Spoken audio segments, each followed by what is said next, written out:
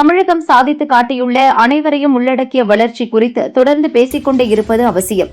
இன்றைய வரலாறு வருங்கால சிந்தனைகளை செதுக்க வேண்டும் என முதல்வர் ஸ்டாலின் கூறியுள்ளார். பொய்களை வீழ்த்தி உண்மையை பேசினால்தான் மாற்றத்தை ஏற்படுத்த விரும்புபவர்களுக்கு வழிகாட்டும் வகையில் அமையும். தமிழகத்தின் வெற்றியை உரக்க சொல்வோம், லட்சிய பயணத்தில் வெல்வோம் என்றும் தெரிவித்துள்ளார். திருச்சி மாவட்டம் உறையூரில் கழிவுநீர் கலந்த குடிநீரை குடித்ததால் 3 பேர் இறந்துள்ளனர்.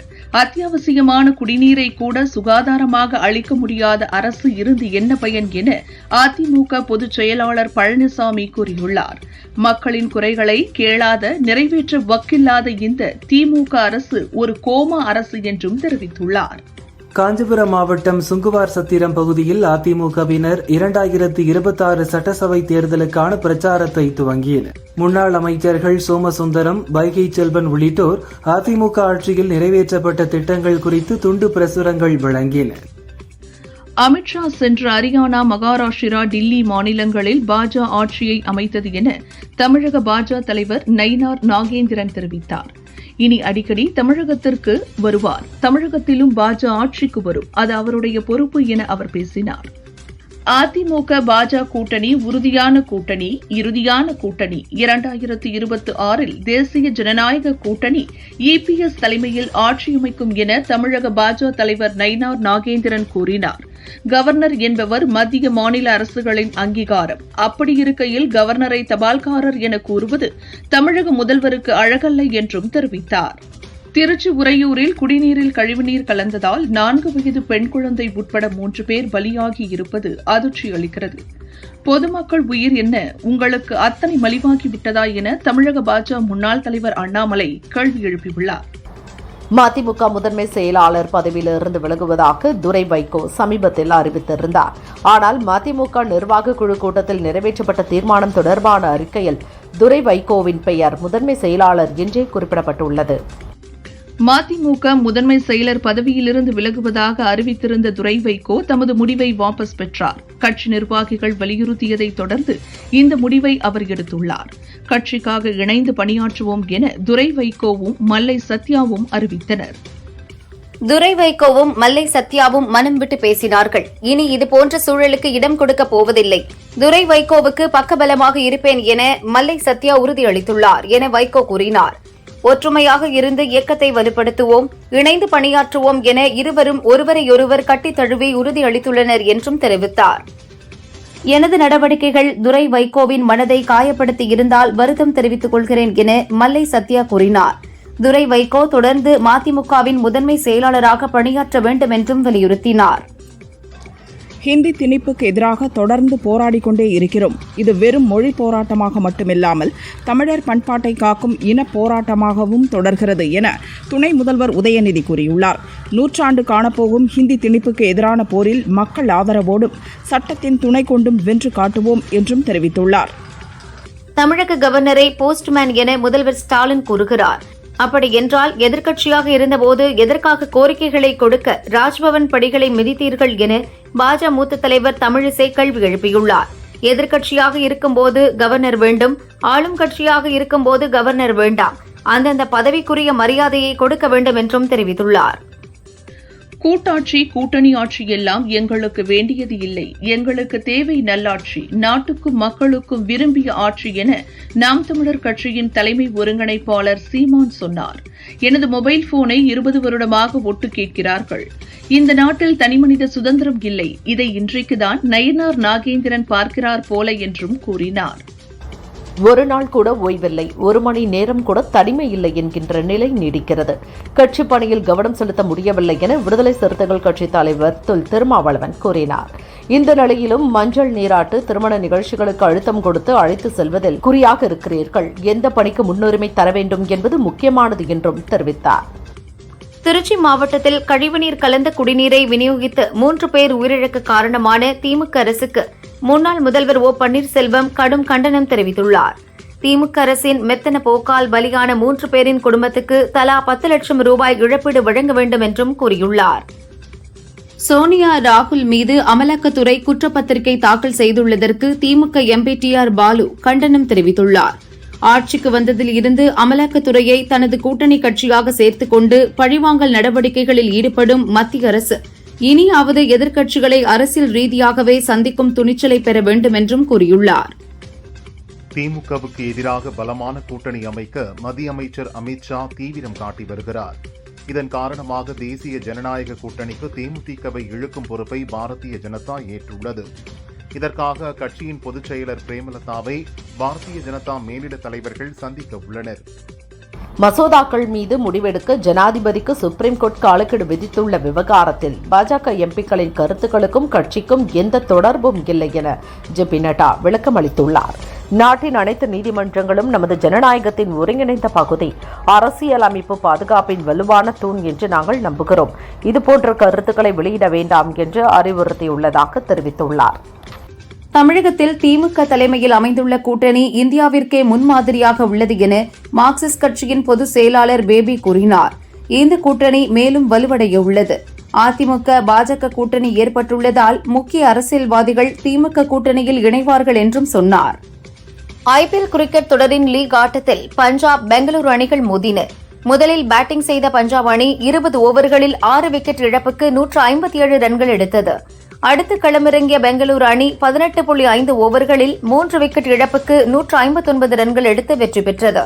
அதிகபட்சமாக விராட் கோலி 73 ரன்களும் படிக்கல் 61 ரன்களும் எடுத்தனர். தஞ்சாவூரில் அதிமுக பாரதிய ஜனதா கூட்டணியிடமிருந்து தமிழகத்தை பாதுகாப்போம் என அச்சிடப்பட்ட துண்டு பிரசுரத்தை அமைச்சர் கோவி செழியன் வழங்கினார். ஹிந்தி திணிப்பு, நிதி பகிர்வில் பாரபட்சம், கல்வி நிதி மறுப்பு, தொகுதி மறுசீரமைப்பு ஆகியவற்றை கண்டித்து அதில் வாசகங்கள் இடம்பெற்றிருந்தன. கூட்டணி கட்சிகளின் ஆக்கப்பூர்வமான விமர்சனங்களுக்கு மதிப்பளிக்கிறேன் என முதல்வர் ஸ்டாலின் தெரிவித்துள்ளார். இந்த அரசு கூட்டணி கட்சிகளின் ஆலோசனைகள் மற்றும் ஆக்கப்பூர்வமான விமர்சனங்களை கருத்தில் கொண்டு அவர்களது ஒத்துழைப்புடன் பல்வேறு முயற்சிகளை மேற்கொண்டுள்ளதாகவும் தெரிவித்தார். கோவை காந்திபுரம் பகுதியில் பாஜகவுடன் சேர்ந்து அதிமுக தமிழகத்திற்கு செய்த துரோக பட்டியல் என்ற வாசகங்கள் அடங்கிய நோட்டீஸுகளை திமுக ஐடி விங் சார்பில் பொதுமக்களுக்கு வழங்கப்பட்டது. மேலும் அந்த நோட்டீஸில் வஞ்சக பாஜக துரோக அதிமுக கூட்டணியிடமிருந்து தமிழ்நாட்டை பாதுகாப்போம், நீட் துரோகி ஏடிஎம்கே என குறிப்பிடப்பட்டிருந்தது. அதிமுக ஆட்சியில் மகளிருக்கு பெருமை சேர்க்கப்பட்டது. ஆனால் இன்று திமுக ஆட்சியில் பெண்களை இழிவாக நடத்துகிறார்கள் என திருப்பூரில் அதிமுக மகளிர் அணி சார்பில் நடந்த ஆர்ப்பாட்டத்தில் முன்னாள் துணை சபாநாயகர் ஜெயராமன் தெரிவித்துள்ளார். அமைச்சர் பதவியிலிருந்து பொன்முடியை நீக்கும் வரையில் அதிமுக போராட்டம் தொடரும் எனவும் தெரிவித்தார். மத்தியில் பாஜக அரசு இஸ்லாமியர்களுக்கு எதிராக கொண்டுவரப்பட்ட வக்பு வாரிய சட்டத்திற்கு எதிராக பார்லிமெண்டில் அதிமுக எம்பிக்கள் வாக்களித்தோம் என அதிமுக கொள்கை பரப்பு செயலாளரும் எம்பியுமான தம்பிதுரை சொன்னார். முஸ்லிம்களுக்கு ஆதரவாக இன்றும் செயல்படக்கூடியவர் பழனிசாமி என்றும் கூறினார். கவர்னரை தபால்காரர் என்று கூறுவது முதல்வருக்கு அழகல்ல என தமிழக பாஜக தலைவர் நயினார் நாகேந்திரன் கூறியிருந்தார். ராஜ்பவனில் உட்கார்ந்து கொண்டு எனது கமலாலய வேலைகளை நீங்கள் பார்ப்பது கவர்னருக்கு அழகல்ல என்று சொல்லுங்களேன் நயினார் நாகேந்திரன் அவர்களே என மதுரை எம்பி சு. வெங்கடேசன் பதிலளித்துள்ளார். திமுகவை மட்டுமே விடுதலை சிறுத்தை கட்சி நம்பியிருப்பது போன்ற தோற்றத்தை ஏற்படுத்துகிறார்கள் என விசிக கட்சியின் தலைவர் திருமாவளவன் தெரிவித்துள்ளார். திமுக கூட்டணி பாதுகாப்பாக இருக்க வேண்டும் என்று நம் கருத்துக்களை சொல்வதால் நமக்கு எதிராக அவதூறு பரப்புகிறார்கள். திமுக கூட்டணியை பலவீனப்படுத்த அவர்களுக்கு இருக்கிற ஒரு துருப்புச் சீட்டு விடுதலை சிறுத்தைகள் கட்சிதான் எனவும் தெரிவித்தார். சென்னை எழும்பூரில் உள்ள மதிமுக தலைமை அலுவலகத்தில் நிர்வாக குழு கூட்டம் நடந்தது. அக்கட்சியின் பொதுச் செயலாளர் வைகோ சிறப்புரையாற்றினார். இந்த கூட்டத்தில் தமிழக கவர்னர் ரவியை அப்பதவியிலிருந்து ஜனாதிபதி நீக்க வேண்டும் என்பது உள்ளிட்ட 9 தீர்மானங்கள் நிறைவேற்றப்பட்டன. சென்னை ஆலந்தூர் எம்கேஎன் சாலையில் இருசக்கர வாகன ஓட்டிகளுக்கு ஹெல்மெட் வழங்கும் நிகழ்ச்சி நடந்தது.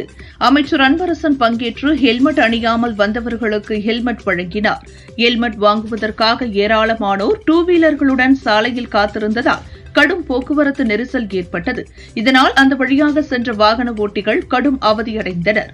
ஸ்டாலின் உங்களுக்கான முதல்வர், உங்கள் வீட்டு பிள்ளையாக இருக்கிறார் என வருவாய்த்துறை அமைச்சர் KKSSR ராமச்சந்திரன் தெரிவித்தார். அவரை நீங்கள் உங்கள் சகோதரராக பார்க்க வேண்டும். அவர் உங்களுக்காக இன்னும் பல்வேறு திட்டங்களை செய்ய காத்திருக்கிறார் என கூறினார். திருச்சி உறையூர் மக்களுக்கு வயிற்றுப்போக்கு ஏற்பட்டதால் நகராட்சி நிர்வாக அமைச்சர் நேரு மற்றும் அதிகாரிகள் சொன்னதன் அடிப்படையில் ஆய்வு செய்துள்ளோம் என மாநகராட்சி மேயர் அன்பழகன் தெரிவித்தார். தண்ணீரில் கழிவுநீர் கலந்துள்ளதாக கூறினார்கள். ஆனால் ஆய்வில் எந்த கலப்படமும் இல்லை, என்ன காரணம் என்பது தெரியவில்லை என அவர் கூறினார். தமிழகம் புதுச்சேரியில் வரும் 25ஆம் தேதி வரை லேசான மழை பெய்யக்கூடும் என சென்னை வானிலை ஆய்வு மையம் தெரிவித்துள்ளது. நாளை வரை தமிழகத்தில் ஓரிரு இடங்களில் அதிகபட்ச வெப்பநிலை 2 முதல் 3 செல்சியஸ் வரை உயரும். இதனால் அசௌகரியம் ஏற்படலாம் என்றும் குறிப்பிட்டுள்ளது. கோவை மாவட்டம் பொள்ளாச்சி அருகே புளியம்பட்டி மாதாநகர் குடியிருப்பில் பாலகிருஷ்ணன் என்பவரின் வீட்டின் கதவை உடைத்து 3 சவர நகை, செல்போன் மற்றும் 60,000 ரூபாய் பணத்தை மர்ம நபர்கள் கொள்ளையடித்து சென்றுள்ளனர். நகை பணத்தை மர்ம நபர்கள் கொள்ளையடித்து காரில் தப்பித்து செல்லும் சிசிடிவி காட்சிகளை வைத்து போலீசார் விசாரிக்கின்றனர். கோவை தொண்டாமுத்தூரில் போதையில்லா எதிர்காலத்தை நோக்கி என்ற தலைப்பில் நடந்த மாரத்தான் போட்டியை முன்னாள் அமைச்சர் SP வேலுமணி கொடியசைத்து துவக்கி வைத்தார். சிறியவர்கள், பெரியவர்கள், ஈஷா யோகா மைய தன்னார்வலர்கள் என 500க்கும் மேற்பட்டோர் ஆர்வமுடன் கலந்து கொண்டு ஓடினர். போட்டியில் வெற்றி பெற்றவர்களுக்கு பரிசுகளும் சான்றிதழ்களும் வழங்கப்பட்டது. சிதம்பரம் அருகே அண்ணாமலை நகர் அண்ணாமலை பல்கலைக்கழக வாயிலில் உள்ள மொழிப்போர் தியாகி ராஜேந்திரன் சிலை முன்பாக நீட் தேர்வை ரத்து செய்ய வலியுறுத்தி திமுக மாணவர் அணியினர் ஆர்ப்பாட்டத்தில் ஈடுபட்டனர். இதனைத் தொடர்ந்து பல்கலைக்கழக வாயிலில் மாணவர்கள் மற்றும் வணிகர்களை சந்தித்து நீட் தேர்வை ரத்து செய்ய வலியுறுத்தி துண்டு பிரசுரங்களை வழங்கினர். புதுச்சேரியின் ஏனாம் பிராந்தியத்தில் கடந்த 45 நாட்களாக அகற்றப்படாத குப்பை எரியூட்டப்பட்டதால் சுகாதார சீர்கேடு ஏற்படுமோ என மக்கள் அச்சம் தெரிவித்தனர். உடனடியாக அரசு குப்பை கொட்டும் மையத்தை ஏற்படுத்தி ஏனாமின் மிகவும் பிரச்சினைக்கு தீர்வு காண வேண்டும் என்று கோரிக்கை வைத்துள்ளனர்.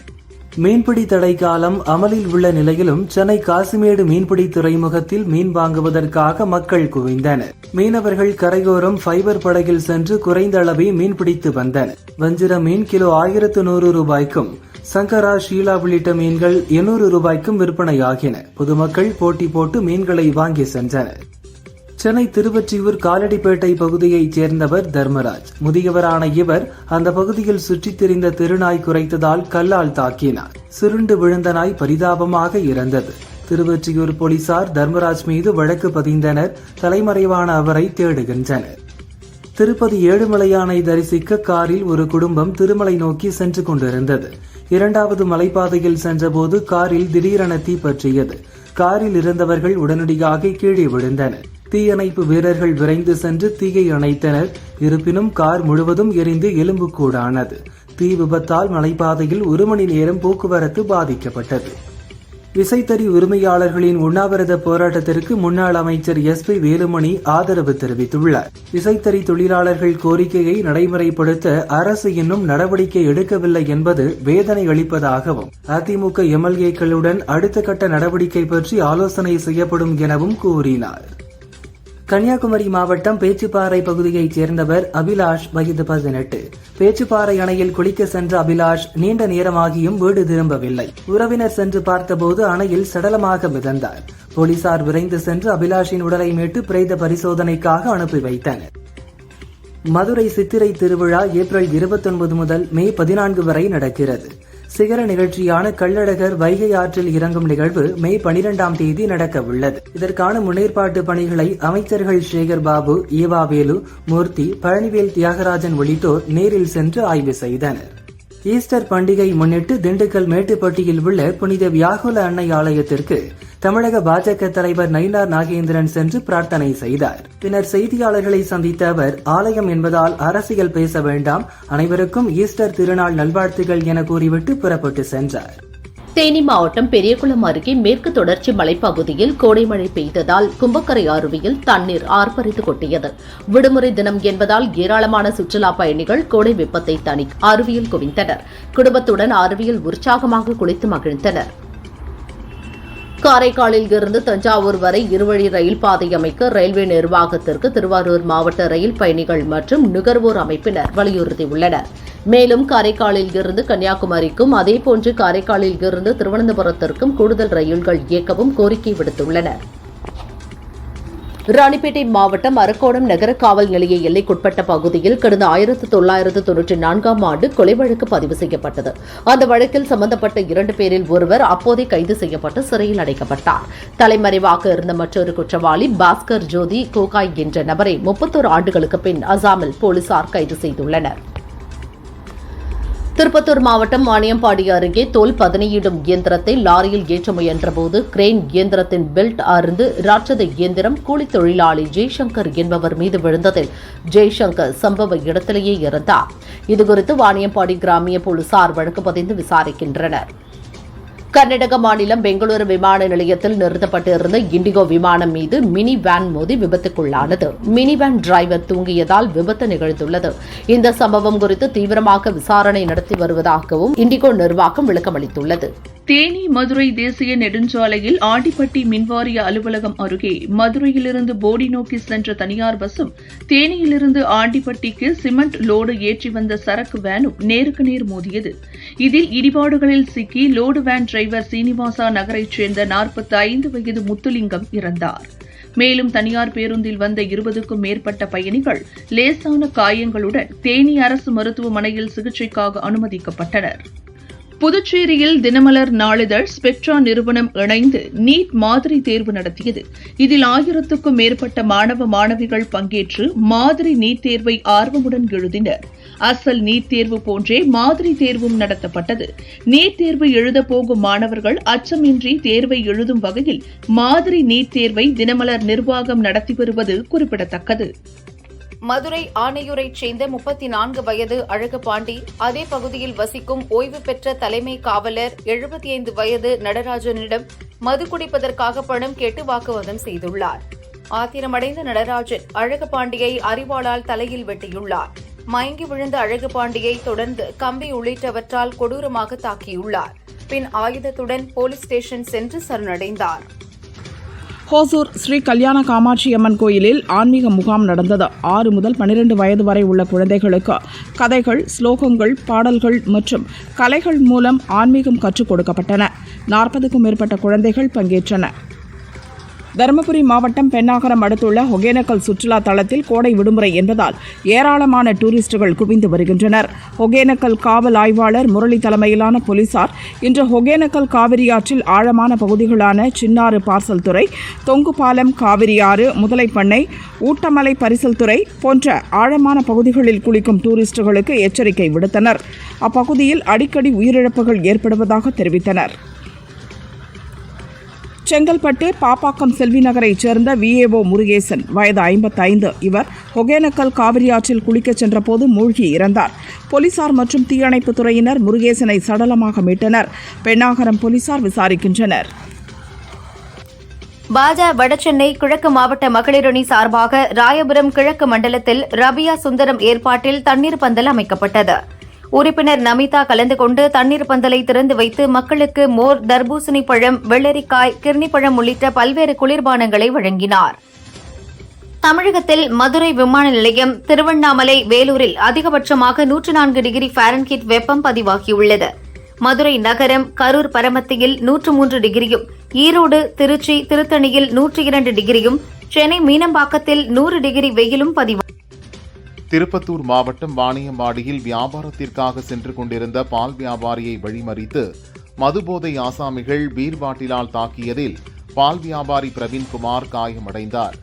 கள்ளச்சந்தையில் மது மற்றும் சாராய பாக்கெட்டுகள் விற்பதால் இரவு நேரங்களில் இதுபோன்ற சம்பவங்களில் போதை ஆசாமிகள் ஈடுபடுவதாக அப்பகுதி மக்கள் குற்றம் சாட்டினர்.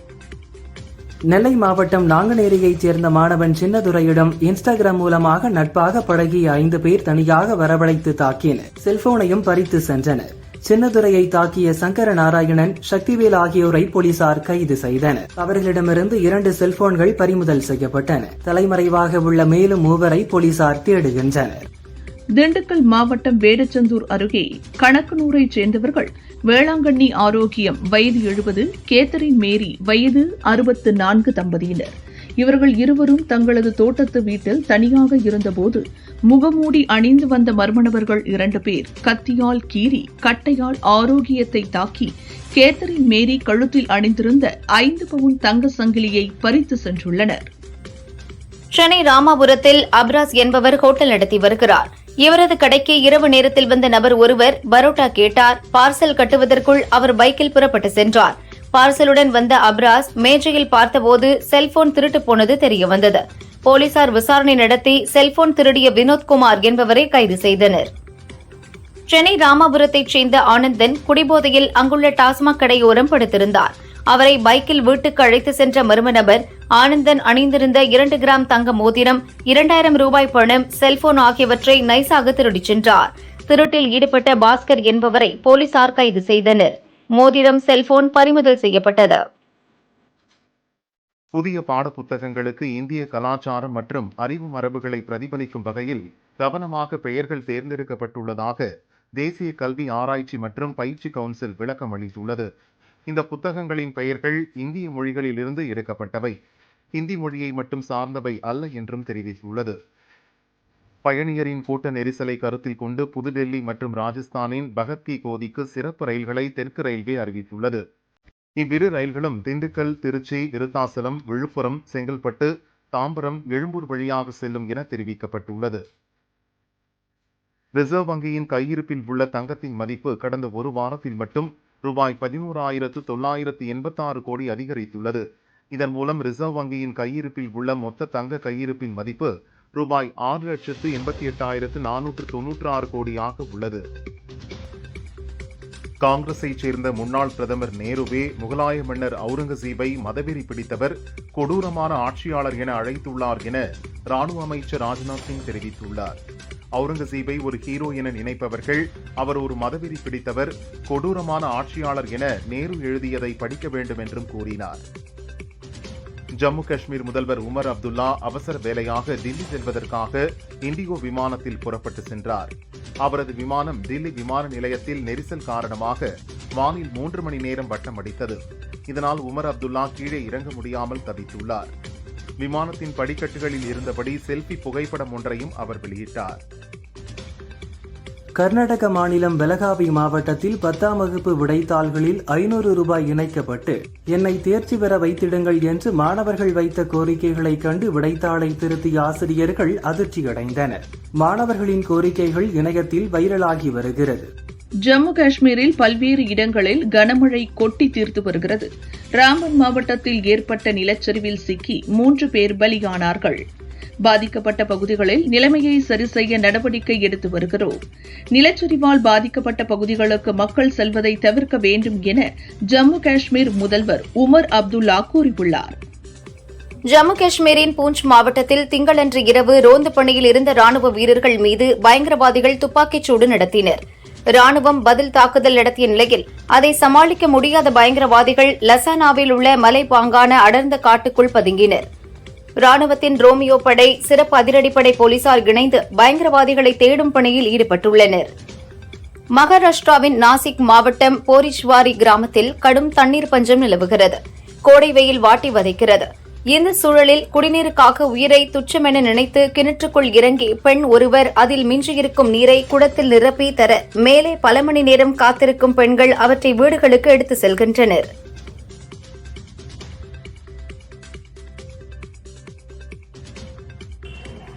மகாராஷ்டிராவில் எதிரும் புதிருமாக உள்ள உத்தவ் தாக்கரே மற்றும் ராஜ் தாக்கரே இணைந்து செயல்பட்டால் தங்களுக்கு மகிழ்ச்சிதான் என அம்மாநில முதல்வர் தேவேந்திர பட்னவிஸ் கூறியுள்ளார்.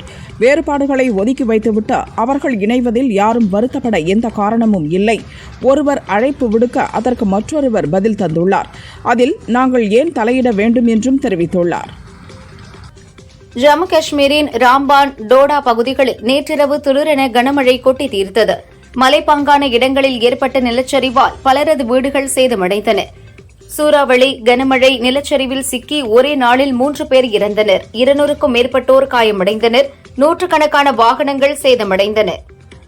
ஈஸ்டர் பண்டிகையை முன்னிட்டு கோவை டவுன்ஹால் பகுதியில் உள்ள புனித மைக்கேல் ஆதிதூதர் பேராலயத்தில் பேராயர் தாமஸ் அக்வினாஸ் தலைமையில் கூட்டு பிரார்த்தனை நடைபெற்றது. இதில் ஏராளமான கிறிஸ்துவர்கள் கலந்து கொண்டு பிரார்த்தனை செய்தனர். நீலகிரி மாவட்டம் ஊட்டி இருதய ஆண்டவர் பேராலயத்தில் கல்லறையில் இருந்து இயேசு கிறிஸ்து உயிர்த்தெழுந்த நிகழ்வை தத்ரூபமாக காண்பிக்கப்பட்டது. தொடர்ந்து சிறப்பு திருப்பலி மற்றும் ஆராதனை நடைபெற்றது. புதுக்கோட்டையில் இருந்து பாபநாசம் வழியாக வைத்தீஸ்வரன் கோயிலுக்கு ஏராளமான பக்தர்கள் கூண்டு மாட்டு வண்டிகளில் பயணம் செய்தனர்.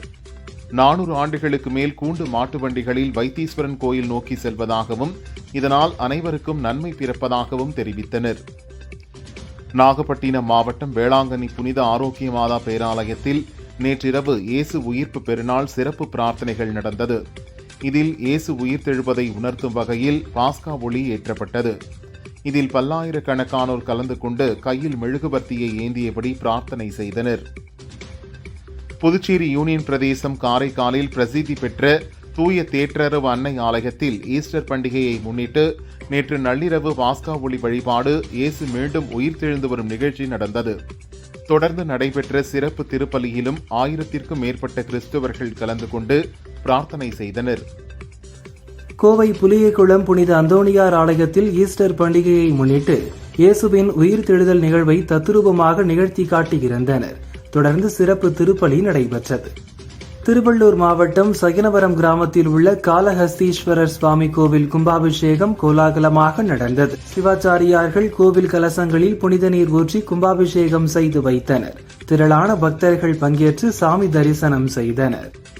ஈஸ்டர் பண்டிகையை முன்னிட்டு தூத்துக்குடி பனிமய மாதா பேராலயத்தில் இயேசுபிரான் உயிர்த்தெழும் நிகழ்வு தத்துரூபமாக நடந்தது. பின்னர் சிறப்பு திருப்பலியும் நடந்தது. ஆயிரக்கணக்கான கிறிஸ்தவர்கள் மெழுகுவர்த்தி ஏந்தி சிறப்பு பிரார்த்தனையில் ஈடுபட்டனர்.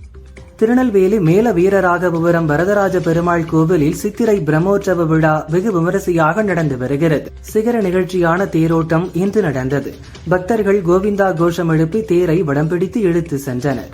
4 ரத வீதிகளிலும் திரண்டிருந்த பக்தர்கள் பெருமாளை மனமுருகி வழிபட்டனர். தென்காசி வாசுதேவநல்லூர் மாரியம்மன் கோயில் சித்திரை மாதம் பூக்குழி விழா 25 ஆண்டுகளுக்கு பின்னர் கொடியேற்றத்துடன் துவங்கியது. மாரியம்மன் சப்பரத்தில் அலங்கரிக்கப்பட்டு கோயிலுக்குள் வீதி உலா நடந்தது. விழாவில் திரளானோர் கலந்து கொண்டனர். சிவகங்கை மாவட்டம் குன்றக்குடி வீர மாகாளி அம்மன் கோயில் கும்பாபிஷேக விழா குன்றக்குடி பொன்னம்பல அடிகளார் தலைமையில் நடந்தது. புனித நீர் கடம், சிவாச்சாரியார்கள் வேத மந்திரங்களும் ஓம் சக்தி பராசக்தி கோஷத்துடன் கோபுர கலசங்களில் புனித நீர் ஊற்றப்பட்டு கும்பாபிஷேக விழா நடந்தது. ஆயிரக்கணக்கான மக்கள் சுவாமி தரிசனம் செய்தனர். ராமேஸ்வரம் ராமநாத சுவாமி கோயிலுக்கு விடுமுறை தினத்தை முன்னிட்டு தமிழகம் மட்டுமின்றி பல்வேறு மாநிலங்களில் இருந்து ஆயிரக்கணக்கான பக்தர்கள் வருகை தந்தனர். அக்னி தீர்த்த கடற்கரையில் புனித நீராடி முன்னோர்களுக்கு திதி கொடுத்து பின்னர் கோயிலுக்கு உள்ளே உள்ள 22 புண்ணிய தீர்த்தங்களில் நீராடினர். பின்னர் கோயிலுக்கு உள்ளே சென்ற ராமநாத சுவாமி மற்றும் பர்வதவர்தினி அம்பாளை நீண்ட வரிசையில் காத்திருந்து தரிசனம் பெற்றுச் சென்றனர். திருச்சி தொட்டியம் நாகையநல்லூரில் ஸ்ரீமத் ராமாயண பாராயணம், ராமபிரானுக்கு காப்பு சூட்டு விழா, சீதா கல்யாண மகா உற்சவம் உள்ளிட்ட நிகழ்ச்சிகள் விமரிசையாக நடைபெற்றது. சீதாராமன் திருக்கல்யாணத்தை திரளான பக்தர்கள் கண்டு களித்தனர். விழாவில் தியாகராஜ சுவாமிகளின் பஞ்சரத்தின கீர்த்தனைகள், சம்பிரதாய கீர்த்தனைகள் இசைக்கப்பட்டது. கன்னியாகுமரி மாவட்டம் குலசேகரம் முத்தாரம்மன் கோயில் வருஷாபிஷேகம் மற்றும் கோயில் நுழைவு தோரண வாயில் கும்பாபிஷேகம் விமரிசையாக நடந்தது. ஹோமகுண்டத்தில் பூஜிக்கப்பட்ட கும்ப நீரை அர்ச்சகர்கள் ஊர்வலமாக எடுத்து வந்து கிரேன் உதவியுடன் தோரண வாயில் 3 கும்ப கலசங்களுக்கு அபிஷேகம் செய்தனர். விழாவில் திரளான பக்தர்கள் கலந்து கொண்டனர். இந்த ஆண்டு இறுதியில் இந்தியாவுக்கு வருகை தர ஆவலுடன் உள்ளதாக அமெரிக்க தொழிலதிபர் எலான் மஸ்க் தெரிவித்துள்ளார். பிரதமர் மோடியுடன் பேசும் கௌரவம் கிடைத்தது. இந்த ஆண்டு இறுதியில் இந்தியாவுக்கு வருகை தர நான் ஆவலுடன் உள்ளேன் என எலான் மஸ்க் சோசியல் மீடியாவில் தெரிவித்துள்ளார். ரஷ்யா உக்ரைன் இடையிலான போரில் ஈஸ்டர் பண்டிகையை முன்னிட்டு நேற்று மாலையில் இருந்து இன்று மாலை வரை 24 மணி நேர போர் நிறுத்தம் செய்யப்படுவதாக புட்டின் அறிவித்தார். இதை ஏற்காமல் உக்ரைன் தாக்குதல் நடத்தினால் பதிலடி கொடுக்கும்படி ராணுவத்துக்கு புட்டின் உத்தரவிட்டார்.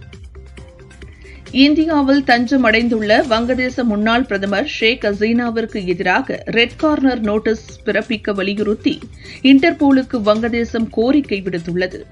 ஷேக் ஹசீனா மட்டுமின்றி மேலும் 12 பேருக்கு எதிராக ரெட் கார்னர் நோட்டீஸ் பிறப்பிக்கவும் கோரிக்கை விடுக்கப்பட்டுள்ளது.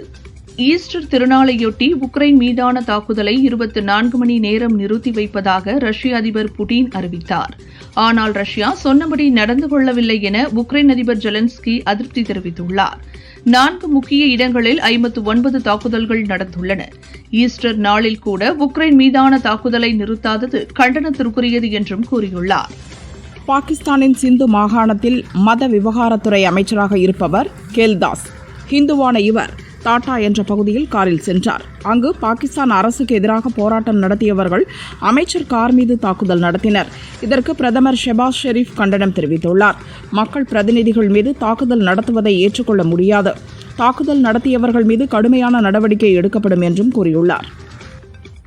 கனடாவின் வான்கூவர் நகரில் உள்ள குருத்வாரா மீது காலிஸ்தான் பயங்கரவாதிகள் தாக்குதல் நடத்தினர். இச்சம்பவம் தொடர்பாக போலீசார் வழக்கு பதிவு செய்து விசாரணை நடத்தி வருகின்றனர்.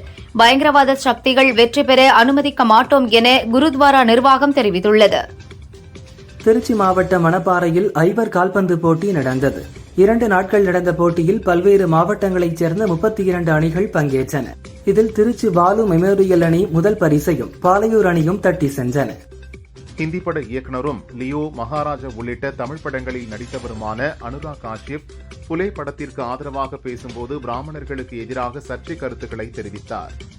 இதற்கு பிராமண அமைப்புகள் கடும் எதிர்ப்பு தெரிவித்தன. இதையடுத்து தன் கருத்துக்கு அவர் மன்னிப்பு கோரியுள்ளார்.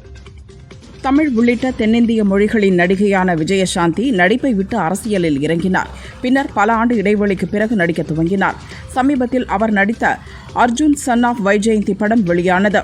படத்தின் வரவேற்புக்கு நன்றி தெரிவிக்கும் நிகழ்வில் பேசிய விஜயசாந்தி, எங்கள் கடின உழைப்பின் பலனை கண்டது மகிழ்ச்சி. ஆனால் எதிர்மறையான கருத்துக்களை பரப்புவது பொருத்தமற்றது.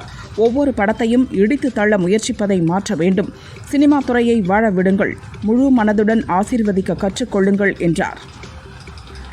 ஜோக்கர், ஆண் தேவதை உட்பட சில படங்களில் நடித்த ரம்யா பாண்டியன் கடந்த ஆண்டு லோவல் தவான் என்பவரை திருமணம் செய்தார்.